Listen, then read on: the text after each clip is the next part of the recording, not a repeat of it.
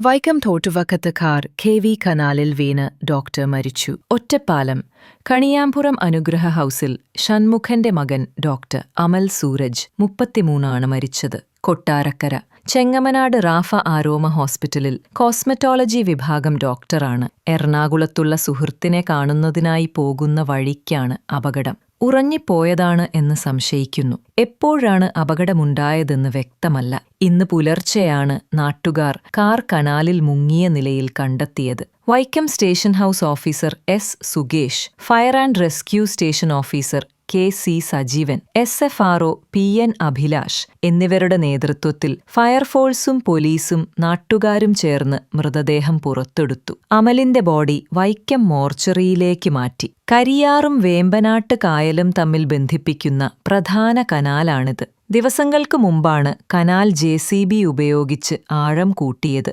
കാറിൽ മറ്റാരുമുണ്ടായിരുന്നില്ല. വൈക്കം ഫയർഫോഴ്സും പോലീസും ചേർന്ന് കാർ കനാലിൽ നിന്നും ഉയർത്തി. Santhosh Sharma, today news, Vaikom.